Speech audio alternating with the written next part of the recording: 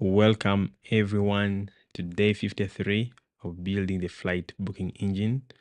This is a project that covers everything that you need to know to build a project.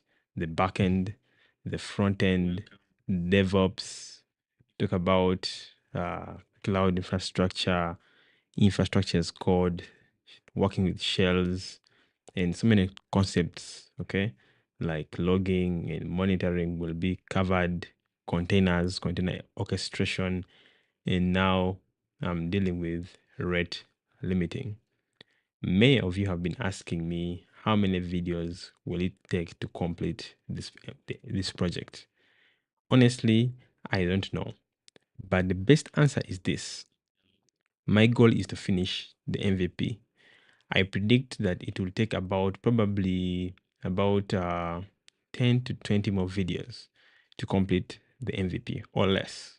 Okay, that's my prediction. Once the MVP is complete, okay, I will stop having live streams on this channel concerning this project.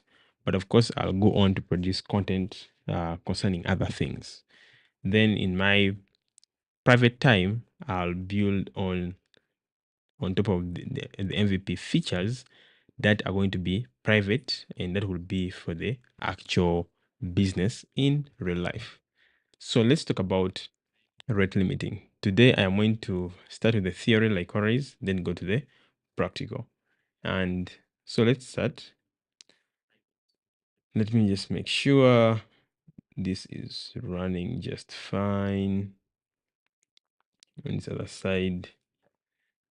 So let me put up my screens close, okay, and have this as smooth as possible. Now, question is, what is rate limiting? Okay, we need to answer the what. Okay, we need to answer the what. What is rate limiting? Maybe I should use a different color for this. Okay, what is rate limiting? If you asked me, I would simply say rate limiting is a rule. Okay, simply a rule. What are rules for? Rules are created to control. Okay, so rate limiting simply refers to a rule which controls, okay, how many requests a user can make. Okay, so you can say rate limiting refers to rules, or a rule that defines how many requests a user can make. Okay, and this can be maybe a particular user or a particular IP address, a particular system, okay, can send to the API in a specific amount of time. Okay, but the simplest way to define it is that it simply refers to rules. Okay, a rule that controls how many requests a user can send to your API in a specific amount of time. Okay, so you can track how many times is this user sending requests to our API in a certain window, maybe 10 minutes. How many requests are we receiving from a particular IP address, okay, in a specific amount of time? Or how many requests are we getting from a particular system, okay? And it can also be requests from another, for example, API, okay? Because then remember, an API can have clients, okay? A client of an API could be maybe your web browser, mobile app. It could be maybe a dashboard. It could be another API, any other system, okay? So you're simply controlling how many times they can make requests to your API. And I'm going to explain to you shortly why, okay? So let me give you a simple picture, okay? And this is an analogy which has been used several times, okay? A simple analogy, okay? Assuming that our API is a water tap, okay? So water tap, okay? I'll try to draw a tap. So assuming this is a tap, okay? This is the valve for letting water down, okay? And this is the outlet, okay? So here we have something for controlling water on top. Wow, looks like I failed basic art. So how would the tap look like? Something like this, okay? This is the outlet, okay, for the water. Then here we have can I call it the valve, okay, the tap valve for controlling water, okay. And of course, assume this is like the ground. I hope I will be accurate with my math, okay, with my art, okay. But I want to use it to explain rate limiting, and I hope you get to understand it in a simple way. So assuming, so this is just green for the green grass, represent the ground, okay. Then you have your tap, okay. This is a water tap, okay. Assume that a drop of water, okay. So this drop of water coming from the tap is a request, okay. So we have a water tap, and this drop of water can be equated to a request from a user. A request from a user. And rate limiting, okay, is the tap valve, this valve here, okay. Okay, this is the rate limiting, okay. Why is the tap valve the rate limit? It's because it's the one that controls how fast water can flow, okay. Think about every drop of water from the tap as a request from a user, and the valve of the tap is the rate limit to control, okay, how water flows. So in the same way, a rate limit simply controls how many requests, okay, can be made to our API. That is what we are going to look at. Okay, a simple example can be you can only send, okay, a role. Our rate limit can be this, okay, can be that our role, okay, or our rate limit. We can see that we have a role which says that you can only send send 10, maybe say 100 requests, okay, 100 requests per second or per minute, whatever, okay. Per minute makes sense, okay. Making 100 seconds per second might not be realistic, but 100 requests per minute, okay. This is an example of a rate limit, okay. So if you send more than 100, meaning you send like 101, okay, or you send 102, okay, basically anything, okay, anything greater than 100, okay, we block you, okay. You'll not be able to use our API. That is what I want to add to the project, okay. Now just talk about why, okay. Let's go into the why. Why do we need the rate limit? Okay, by now you must have a hint, but I want to explain it more. And of course, we're going to go into the practical very soon.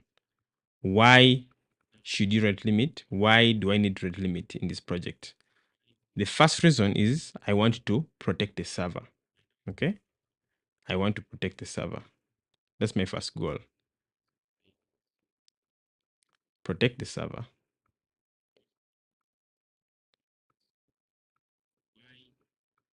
Rate limiting can help you to protect the server. Why? Because the API cannot handle unlimited traffic. Okay, I cannot guarantee that this project is going to handle 2 billion requests in a second. Okay, that would break. So we need to limit how many requests you can make. Okay, that is one reason to protect. Okay, so it prevents the server from crashing. Okay, from many so we can't handle we cannot handle unlimited traffic. Okay, that's one thing I've talked about. Why do we protect the API? The API cannot handle unlimited traffic. It could be this API we are building, or it can be your own, okay? And it cannot handle unlimited traffic, okay? And because you've protected it and you're rate limiting will prevent it, okay? Crashes, okay? It will prevent crashes. Prevent crashes. And these are crashes caused by too many requests, okay? Crashes caused by too many requests. The other reason, okay? The other reason I can mention why APIs need rate limiting is to stop attackers, okay? To stop attackers. Why? Attackers, okay, can intend to send millions of requests, okay, in an attack called DOS, okay, denial of, say DDoS, okay, denial of service, a DOS attack, okay, can send too many requests, okay, to try to overwhelm your system and fail to, so that other people cannot have access to your system, okay. So rate limiting can slow them down automatically, okay. So a guy wakes up one morning and maybe wants to just fail you, okay, and this attacker sends millions of requests to the API. It can help us slow them down, okay, the rate limiting. Then some users may just be stubborn, okay. Maybe they're not attackers, okay. They just want to abuse your API, okay. So you can prevent abuse, okay. You can prevent abuse, because I'm sure many of you may actually want to test out the API once I deploy it, okay. So to prevent abuse, so in order to prevent abuse, okay, what do we do? Okay, we also rate limit. Some users just want to misuse free services, okay. Some users may misuse free services by sending many requests, okay. You send many requests, one request after another, one request, thousands of requests, okay, just abusing the free service, okay. So rate limit helps us to protect the API from being overloaded, okay. Another reason, okay, which actually will make sense, okay, is that rate limiting can help, okay, help what can it help us to do? To manage costs, okay. We can manage costs. Manage costs. Let me try to write this other one better. Okay. Looks like my hands don't have a ruler. Sorry about that. Let me try to assume I have a straight hand line in my hands. Okay. Like that. This looks better. Okay. So manage costs. Why? Because if your API calls the databases, okay. So your API can call a database. Okay. That's the first thing the API can call. Another thing is that the API, okay, can call other external APIs. So, like, we're using, for example, in our project, we're using external APIs. We're using about, is it 4? Okay, I think we're using 4. Let me count them. We are using Amadeus, okay, the external API for flights. We are using an external API for payments, okay, for payment. There's one more I'm forgetting, okay. What are the other external service, okay. But later we're going to increase actually the services. There's one more, okay. I feel like at some point I might need the locations API, external API, okay, even Google Maps and stuff like that, okay. So it can help you to manage costs, okay, because remember, the more traffic you have, okay, the more money you pay. Do you understand that? The more traffic I have to Amadeus flights services, I have to pay. The more requests I have to the payment gateway, I have to pay. The more, okay, I have to, in fact, even cloud resources, okay, helps us with cloud resources, okay. Like very soon I might want to move to things like AWS or Azure, okay, cloud resources. You have to pay, okay. You shall have to pay. There's no like, you have, the more requests, the more you pay, okay.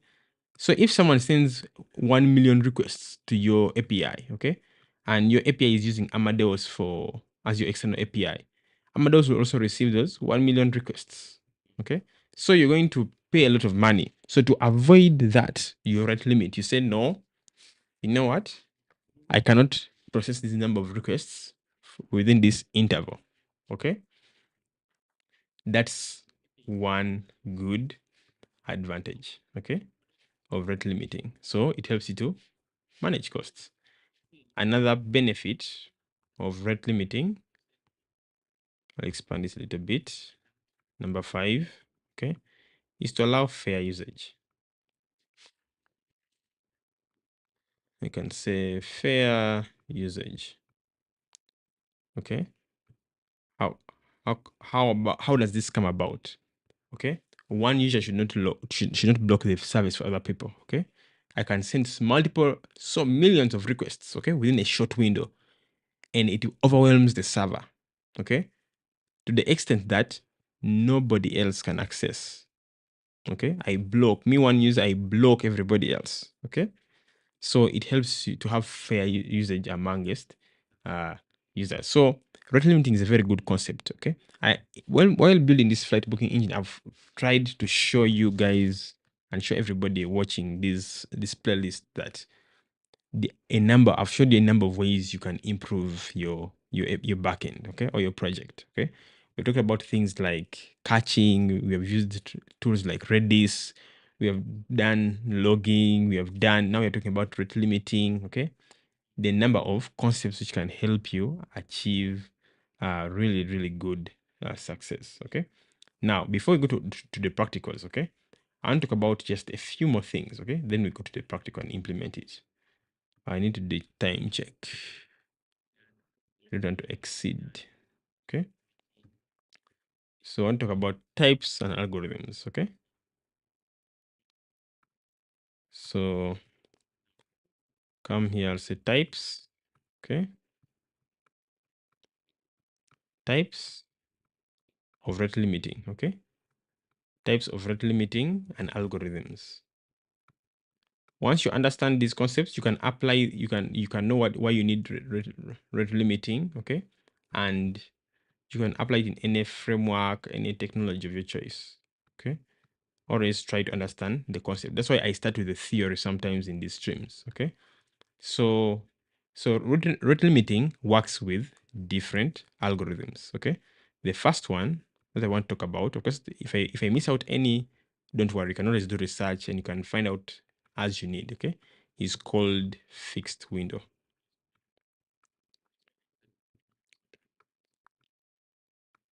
Fixed window. So how does fixed window work? Okay. For fixed window, time is divided into windows. Okay. Like every minute. So 1 minute can be a window, it can be a 2-minute window, it can be a 3-minute window, 10-minute window. Okay. So time is divided into windows, chunks of time. Okay. And you can only make a certain number of requests per window. When the window starts, okay, when the next minute starts, the window resets. Okay. So think about the 1 minute window. Okay. Here we are, 1 minute. Okay. When, for example, when the next minute starts, okay, so let us say 1 minute started, okay, and it ended. This was the end of 1 minute. Okay, once the new 1 minute starts, the next window starts. Okay, this one is cancelled. Okay, so like the counter resets to start counting afresh from 0. Okay, think about that. Okay, this is how I can explain the fixed window. Okay, so if anything is not clear, please make sure you ask a follow-up question. Okay, from time to time, I'll look at the chart to make sure I don't miss out on anything. Okay. So that is what they call a fixed window. Right? Then a clear example of fixed window is like 100 requests allowed every minute. Okay. Let me say 100 requests. 100 requests. Okay. Every minute. Okay. So the window is 1 minute. Okay. So in the next minute, okay, at the next minute, it resets to 100 again. Okay, it resets for 100 again. So within the window of 1 minute, if you try to send like 101 requests, it will fail. Okay, so think about windows as time chunks. Okay, the time is divided into windows, and you can only make a set number of requests per window. When the next window starts, the counter is reset. The next one is called sliding window. For those of you who are familiar with data structures and windows, maybe data structures and algorithms, not data structures and windows. Okay. So this one is actually more accurate than fixed window. I've never used it, but that's what I see people saying. Okay. But I understand how it works. Okay. So instead of waiting for the next minute, okay, it looks at, let us say that let us assume, okay, that our window is 1 minute. Okay. Our window is 1 minute, also for sliding window. Okay. So both of them use windows. Okay. Time is divided in windows. Okay. But for sliding window, instead of waiting for the next minute, it looks at the last 60 seconds from the current time. Okay. Why am I saying last 60 seconds? Because a minute has 60 seconds. Okay. So instead of for it waiting for the next minute to come, no. When it looks simply at the last 6 seconds, say in the last 60 seconds, have you sent 100 requests? More than 100 requests? If you have, we close you out. Okay. And this is very beneficial because it prevents sudden spikes. Okay. That fixed window allows. The next one I can talk about is what they call the token bucket. Token bucket. I'll say token bucket. Okay.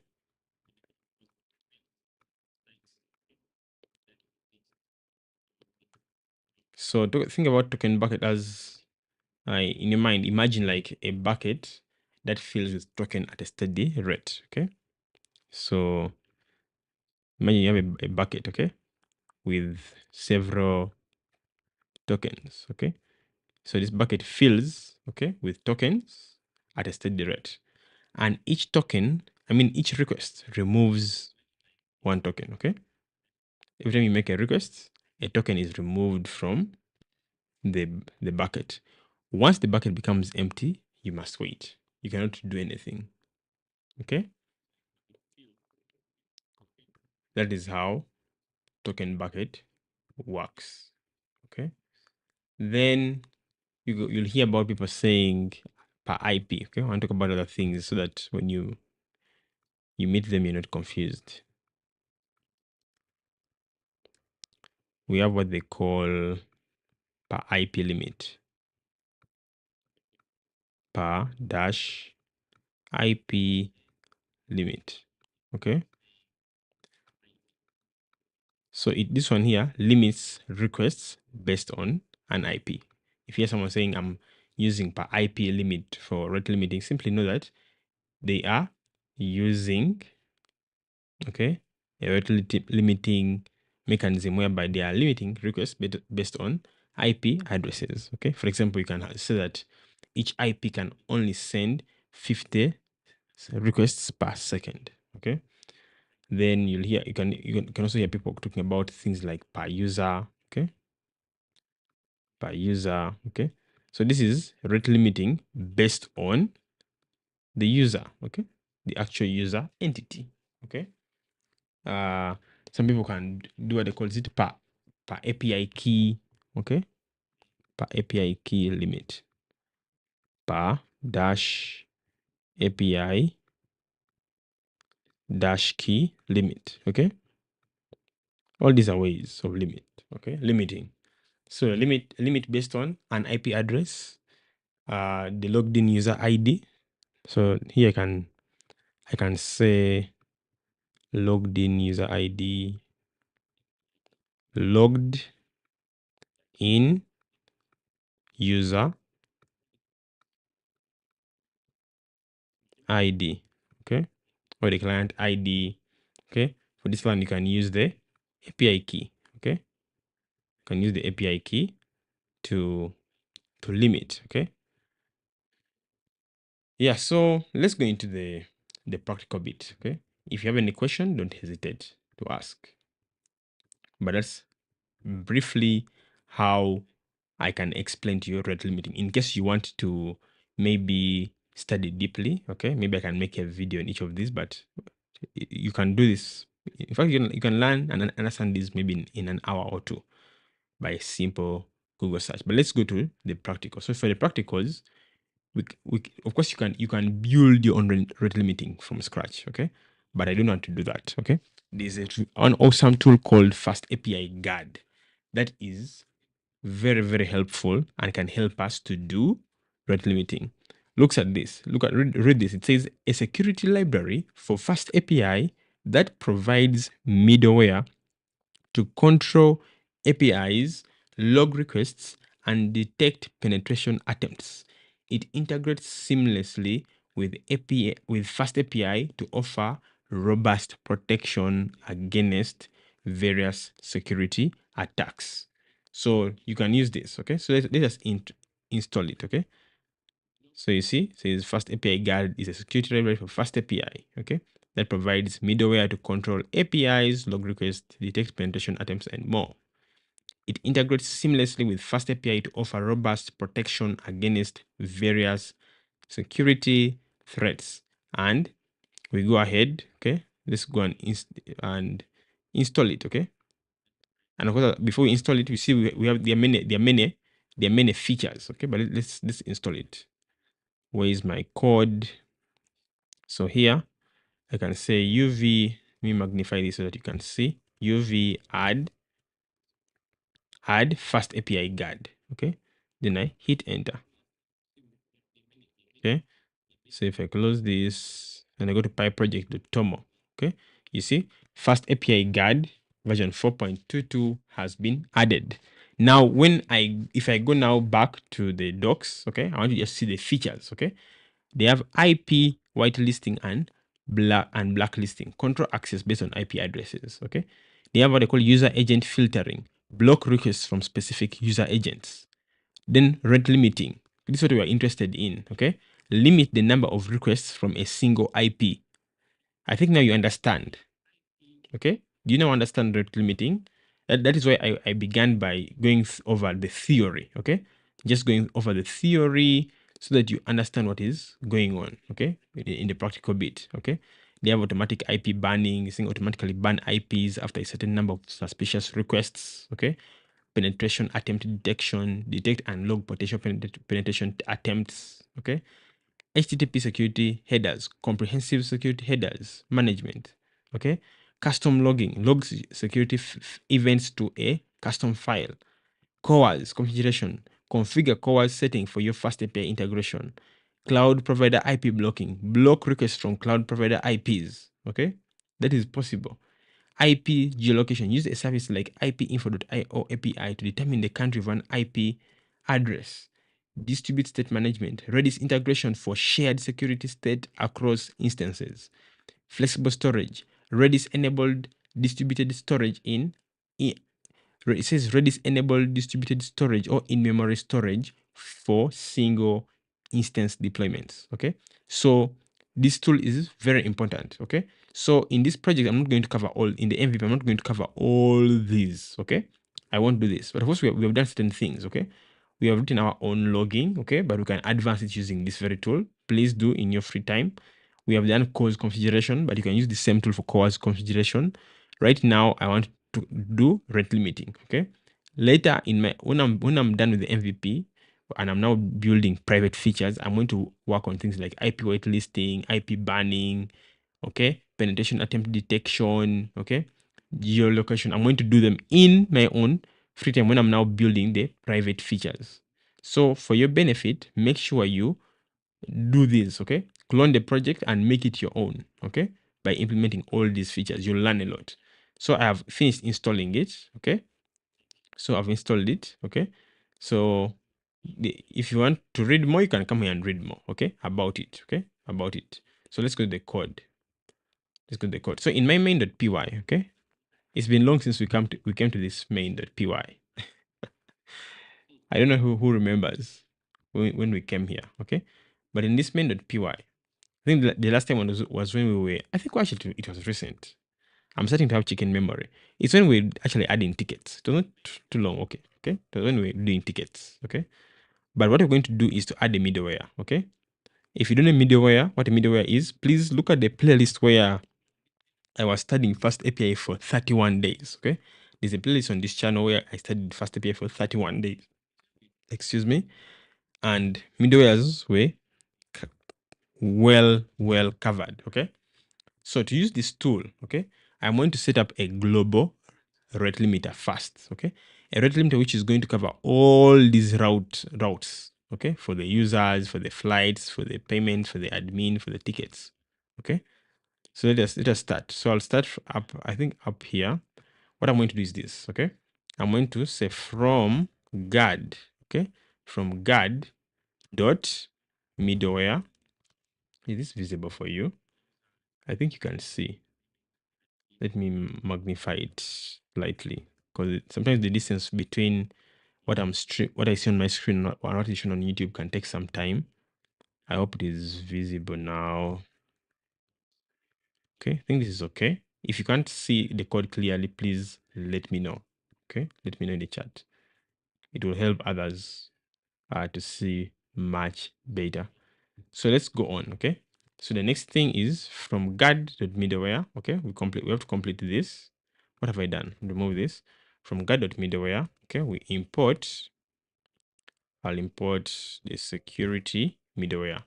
Then, so all this guard is coming from the fast API guard. Okay. Then we shall also need from guard. Okay. Dot models, then import that model that we need. Okay. Import. Okay. Not guard options, but security config. Okay. Then we shall leave .env here. Okay. We might actually we need it. Okay. I don't know why it was kind of like graying it out. Okay.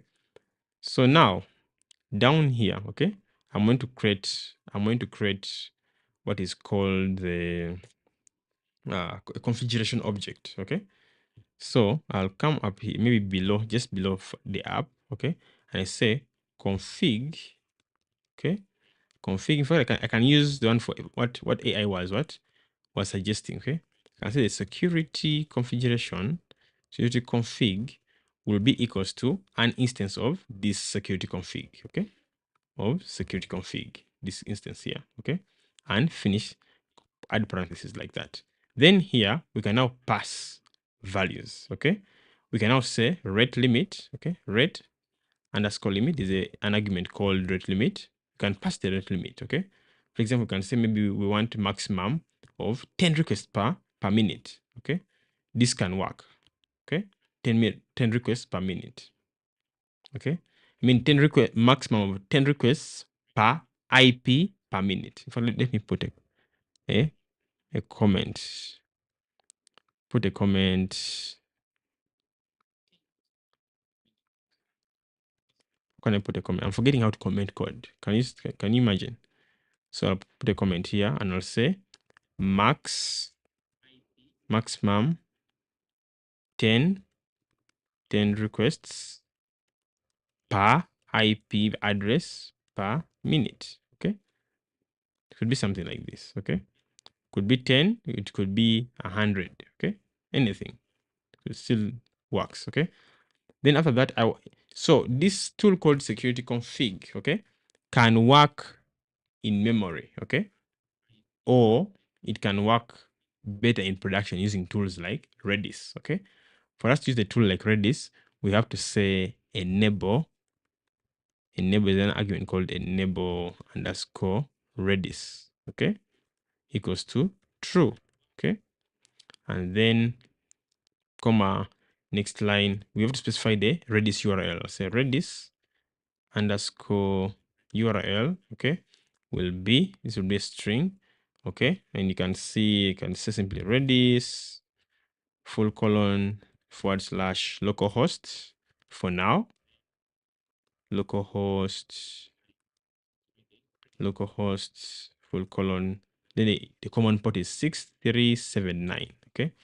Why am I doing this? If I go to my compose.yaml, okay, the compose.yaml, down here I have a Redis service. You see, it is running on port 6379. Okay, that's why I'm doing this. Okay, now just to caution you, okay, so even here, just not to make sure you understand, this means it's going to store counters in Redis. Okay, in Redis. So the counter that is going to count that, okay, this IP address has used one request for in this minute. It has used maybe more than 100 requests per minute. Everything will, those counters, what is going to count is those requests, okay? It's going to be stored in Redis, okay? Now, just to caution you, when I'll be done with the MVP, even maybe before the MVP, when I'll be cleaning up, this is how I'm going to define this, okay? Look at this. The values is better if your values come from the environment, okay? Something like this. So look at this, okay? I would simply say, for example, here I would say OS from the environment os.get env, okay? Then I say get the rate limit, okay? Rate underscore limit. Like that. That would be, this is better, okay? Then here I'll say enable Redis equals to true. I'll leave that to be always true, okay? Then here I can also remove this. I say this one will be equals to os.get env, okay? And pass maybe the Redis URL. Okay, do this so that you can use any Redis that you want and change your rate limit easily without having to change your code. Okay, if I go to the .env.example, okay, we must have do we have a Redis URL here? Okay, it's not there. Okay, so another way you can do it, okay, is by giving default values. Okay, so you can say os.getEnv rate limit. Okay, if it is not there, we can use the default one of 100. Okay, you can have a default value. Okay, and actually we need to convert this to an integer. Okay, I'll wrap this in an integer like this, thanks to the AI suggestion. Okay, then also here we can say os.getEnv Redis URL. Okay, and wrap it with an integer. I mean with the integer function like that. Okay, just for fail to be really robust. Okay, even this enable Redis, we can actually also use in memory. By default, I think to use in memory. Okay, like I'm going to show you. Can say the bool. Okay, the bool convert to a boolean. Okay, os.get env. Okay, enable Redis. Okay, to true. So I can copy this to be the default for this one here of get. If there's no Redis URL, use this. Okay. Wow, AI is getting crazy, forcing me to accept suggestions. So I'll remove this. Okay. This is a much better way. Okay. Much better way. Don't you think it's better? Why we're having int? We don't need this int here. Okay. AI wants to piss me off. So int, okay, convert all this. If it is a string if it is coming from the env, it will be a string. Okay, so we need to convert to an integer. Otherwise, if there's no rate limit in our environment, we use 100. Okay. Bool os.get env enable Redis to true. Okay, this is okay. Redis os.get Redis URL. If it's not there, we use the default. Okay. All right. So after that, I can now come down here. Okay, and add another middleware. Okay, we add another middleware. Again, if you don't know what middlewares are, watch that video that we have on middleware. So you can say app. Okay, what is app? App is simply an instance of fast API here. App dot add middleware. Okay, then now I can past. Which middleware do I want to add? Okay, this one here. Okay, security middleware is the one I want to add. See, so add the security middleware, comma, the config is this security config. Okay, so I say comma config equals to security config. So let us test this. Okay, I'll save. In fact, to test this, I want to change this to 1 minute. Okay, just to see how it works. Docker compose app. Okay, so when you abuse, okay, and send too many requests, okay, we should get a 429 error code. Okay, 429 error code, which simply means that you have sent too many requests. It means that the rate limit has exceeded. Okay, it means you've exceeded the rate limit. So let me show you. Let us go to Postman. So you see in Postman, I have here this endpoint, okay, that you all know of, the flight offers, okay. Let me hit send. I want to try to send many times, okay. Send. Are you seeing? Look at what we're getting. Too many requests, okay. I hope this makes sense to you, okay. The 429 error, okay. Requests could not be processed because too many requests have been sent in a given time. Why? Because in our code we said, okay, that we are limiting, okay, to 1 request per IP per minute. Do you see that? Maximum of 1 request per IP per minute. Okay. So that's why we are getting that. If I run it, you see, it fails. But if I change this to like 100, okay, so you see, we get okay. You see, we get data instantly back. Okay, we get data. Send again. Okay, of course, it's very hard to make 100 requests, but let me try to make them 10. Okay, let me make it easy. Let me make it 5. Okay, 5 and save. Now look at this. I'm going to say 1, 2, 3, 4, 5, 6. You see, on the 6th, I get the 429 too many requests error code. Okay, and the message is very clear. Too many requests. Okay, very simple. It's very clear. Nothing to even to speculate and say what is this. Okay, it's a very simple and clear message. Too many requests. So I'll turn it back to 100. Save. Okay. Now even if I say 1, 2, 3, 4, 5, 6, 7, 8, 9, 10. Okay, it's okay. Okay, but for the MVP, I know people will try to abuse it. Okay, so let me give it at 5. Okay, now this is a global rate limit. Okay, I hope you're understanding this. Okay, so this is a global rate limiter. Okay, global, this rate limit is going to this rate limit, okay, is going to apply to all, okay, to all routes or all path operations. Okay, so just before we continue, I want to explain again this. Okay, this simply tells you the maximum number of requests an IP can make in 1 minute. Then, okay, this one simply says use Redis to remember request counts, and this is needed for production. Okay, this one says address where Redis is running. Okay, this is the address where Redis is running. Now, you can override limits for a specific endpoint.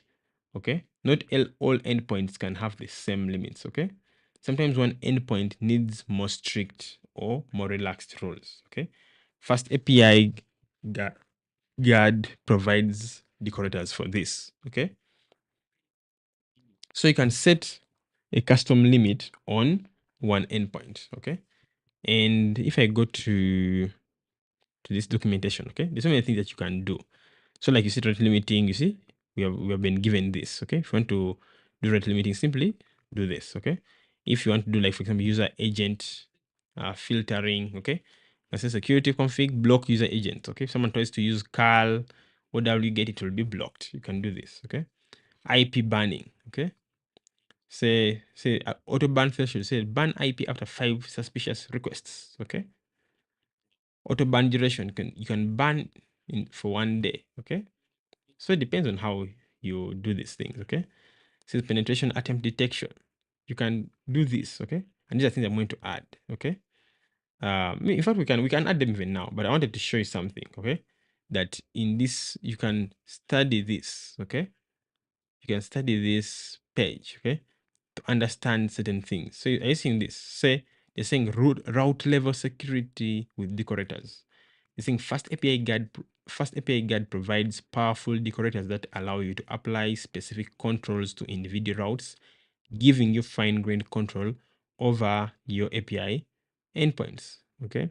So if I go like for example to back to the code, okay, and I go to one of the routers, okay, I go to routers, maybe flights.py, okay, I can specify, okay, let me first come here and import, say from guard dot decorators, import guard, what's it called? Is it guard deco? Guard under, come on, what's AI doing? Guard underscore deco. I think it's that. Let me try to, I want to search for guard underscore deco. Yes, it's actually right here. Okay, this one, guard deco. Okay, guard deco dot rate limit. Okay, so but I'm saying guard deco equals to security decorator. Okay, all right, let's do it. Okay, so I can now come for example maybe to this one. Okay, down here. So what I'm going to define here, okay, will override this global configuration. Take note of that. Okay, say at guard underscore deco, okay, dot rate underscore limit, okay, parentheses. Then we can pass in, say, the number of requests, okay, will be maybe 10, okay, for the window, okay, the window will be equals to maybe let me say 100. Okay, say 10 requests, okay, for this window. Okay, and maybe save. So let me do this. Okay, for the main I want to say 1 global. Okay, 1 here. Okay, let's do this. Okay, here I want to say 100. Okay, but for this one specifically I want to say 1 and 10. Let us see. Okay, if I hit send, okay, am I calling the correct endpoint? Why is it taking long? I think because it's making a request to Amadeus. Sometimes because of the network, it can take abnormally long. Let me cancel. Have we received? Okay, and because of the reload that we have, okay, it's very hard to follow up the logs, okay, but it's okay. So you get the whole point. So I want you to try out these things, okay? Try out these things, see them working for you, okay? And experiment, okay? For example, I can say maybe I want 10 requests, okay, every 5 minutes. To have every 5 minutes, I can simply change this to 300.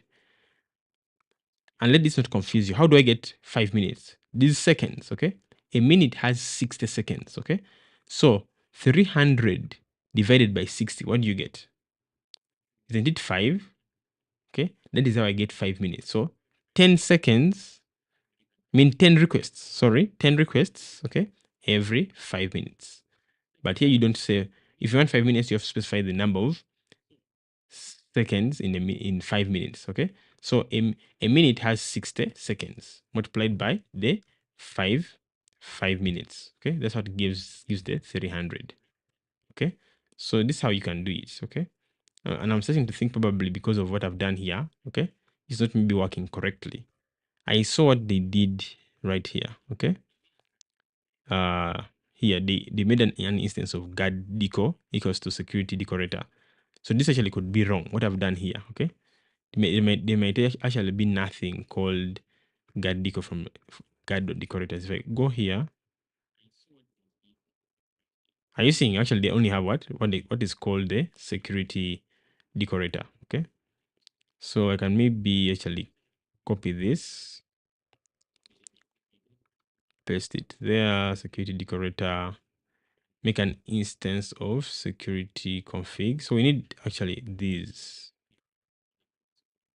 two, okay? Let me copy them,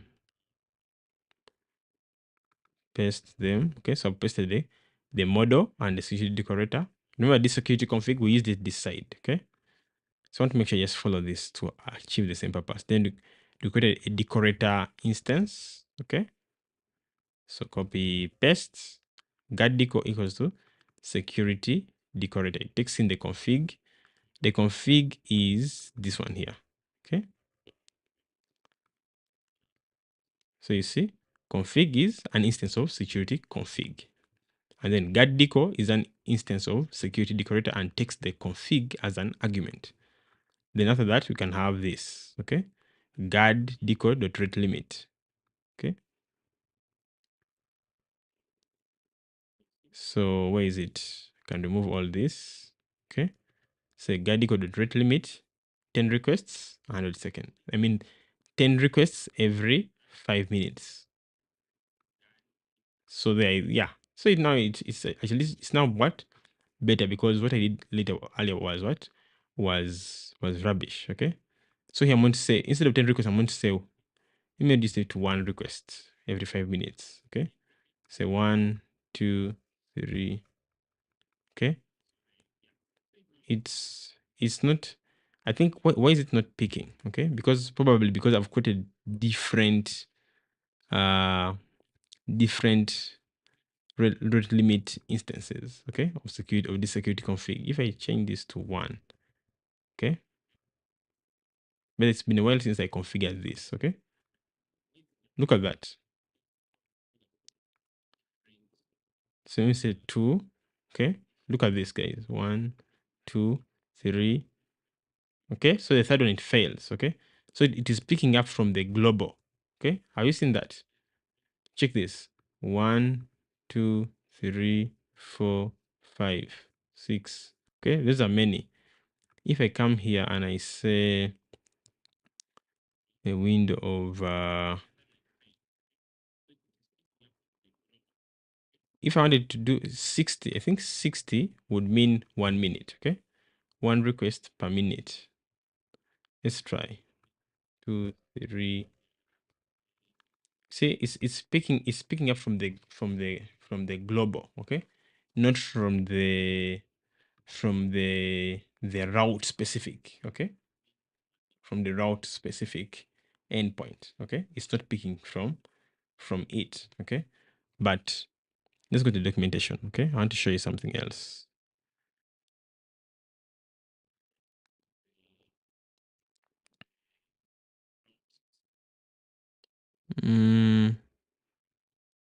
What else? There's so many things that you can read about here, okay? So many things that you can read about. I'm thinking about if we instead use that config here, okay?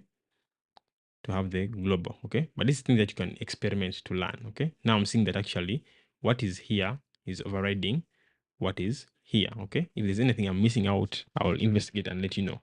But I want to have global, okay? Global config. So this is what I'm going to do. I want to remove this in the video, but read this, okay? Read this. Where is it? Where is it? Okay. Says Fast API Guard provides powerful decorators that allow you to apply security controls to individual routes, giving you fine-grained control over your API endpoints, okay? But here we have seen that what we have in the global, okay, is overriding this, okay?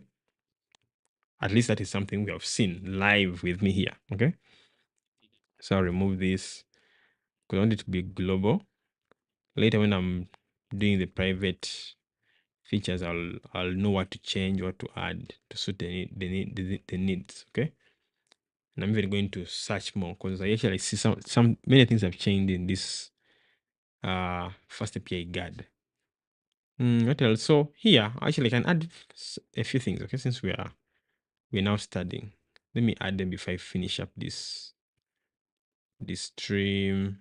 I'm looking for security config. I've added IP rate limiting, okay, but I think that we can block, okay. You can block. Let me see if let me block this, okay, so that someone cannot try to maybe use curl and WGate from their system to when maybe they're trying to write a script to block, maybe they want to hustle out my API using curl and WGate. Okay, so you see all this is still okay. So Postman is not blocked. What else can I add? Say auto ban. Ban IP after 5 suspicious requests. Auto ban duration. Okay, this is in seconds. So these are the number of seconds in a day. Okay, so I can add this. This is also good to have. Okay, so comma, I paste this here. Okay, and all these are values that can come from the environment. Okay, so blocked user agents are this. Auto ban threshold is that. Auto ban duration is that. Okay, then enable penetration attempt detection using penetration detection option. Okay, even this. Okay,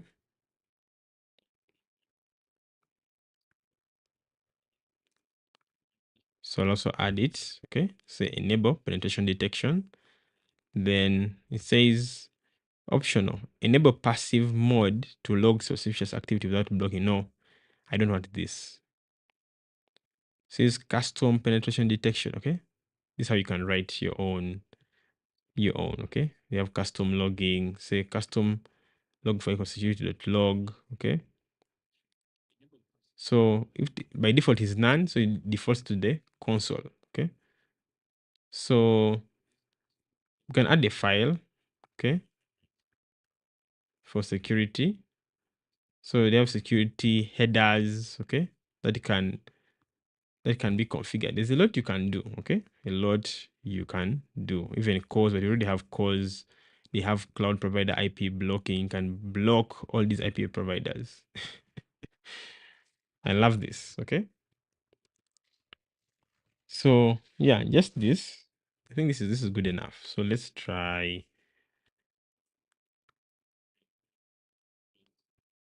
Is this still rebuilding or is still making a request? Oh, it was restarting. I guess. Yeah.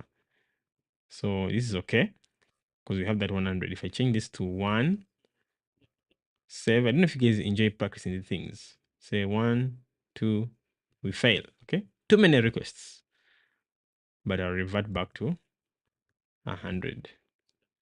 Now, also this. Okay, these things which I've just added: blocked user agents, auto ban threshold, auto ban duration, enable penetration detection, custom log file. All can come from, all that should come from your environment. Okay, it will help you so much. So if you're good at these concepts, okay, and you see I've made a mistake, please teach me, because this is my first time building a project using Fast API. Of course, I have backend experience from other frameworks, okay, but being my first time using Fast API, there are certain things I may not understand very well, okay. So if you do, please don't hesitate, okay, let me know. I would be happy to learn from you. So for blocked user agents can also come from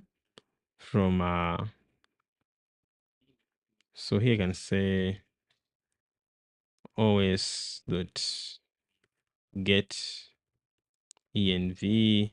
Okay, let me see what is AI suggesting. I'll hit tab to accept it and see. Always.get env blocked user agents. Okay, says curl comma wget.split comma. Yeah, this is okay because when it splits by a comma, okay, when it splits by a comma, we shall have a list. Okay, so if blocked user agents is not there in the environment variables, we shall have a string having curl and wget, and it's a comma separated string. Okay, and split will split where there's a comma, and the result will be a list. So this is okay. Auto ban threshold. Okay, let us say always dot get env auto ban threshold. This one is it's saying 10. Okay, I'll autocomplete from the autocomplete. Okay, but this is okay because you see this int, it converts what we are getting from the env. Okay, because remember what is coming from the environment, okay, is always a string, so you have to convert it to an integer. The same thing we did for rate limit. Okay, so yeah, I suggest you do this pictures from also the environment. Okay, but you can have default values like for development. Okay, or staging environment or whatever.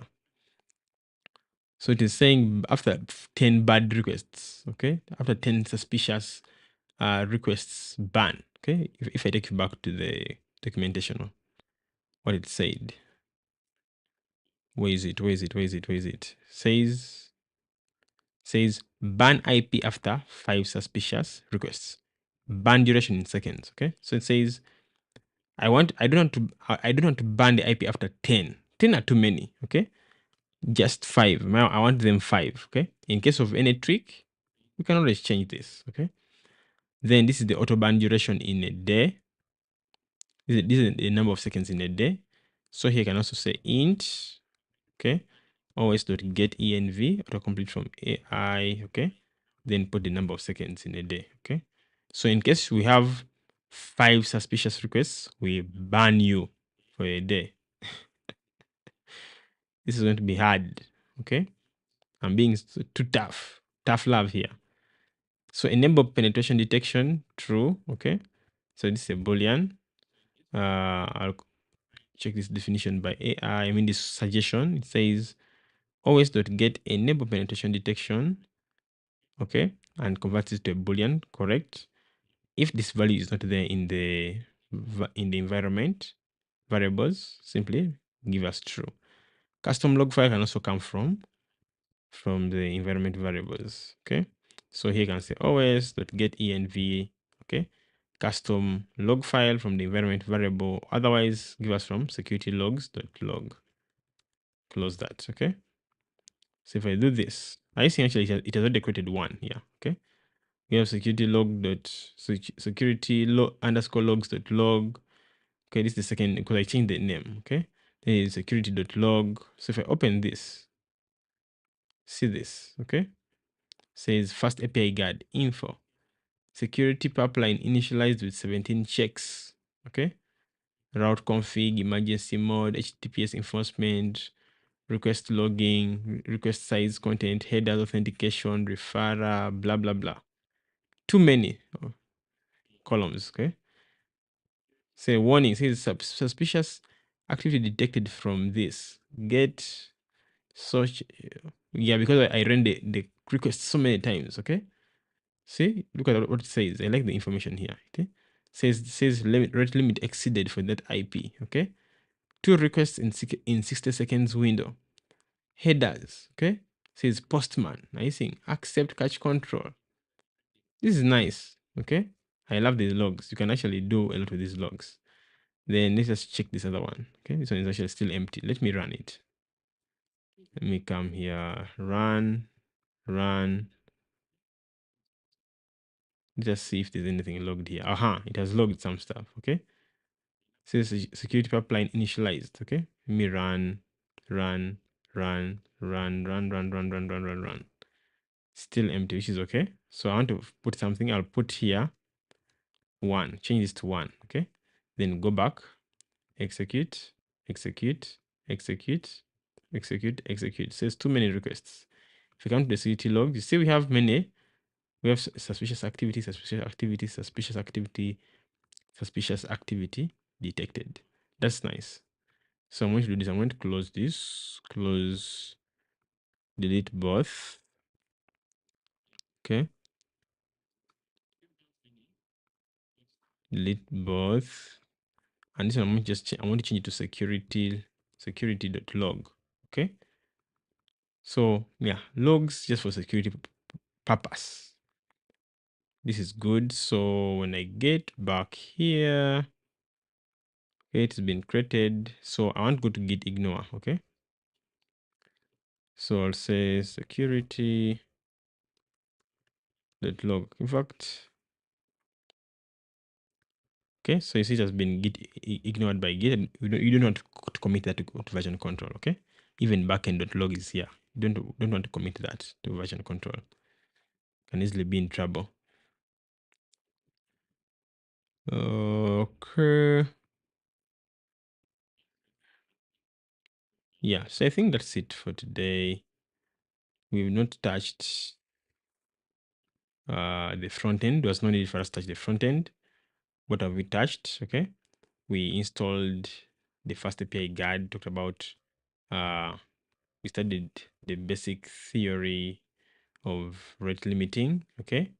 After understanding the theory of rate limiting, we came here, defined configuration. Okay. Because we have our rate limit, but we went on to add other configurations. Okay. So rate limit, where is the counter going to be stored? In Redis. Then this other one, where to find Redis. Okay. Where Redis is actually hosted. And this is the counter. And then we have other tools that help us, like security middleware. Okay. Which we add yesterday, app. Okay. Which is the fastapi instance. App.add middleware, which is the security middleware. And then we pass the configuration, which is this security config. And that is how we've been able to set up rate limiting. Okay. So we're getting close. We're now coming to almost the end of this project. Okay. I hope you have learned something. Okay. Another important concept that once you've understood it, you can simply Google, ask AI, look at the documentation for confirmation, and implement it in any backend, whether fastapi backend, Java backend, Go backend, Rust backend, JavaScript backend. As long as you've understood the concept, you're good to go. So thank you for watching with me. See you in the next stream.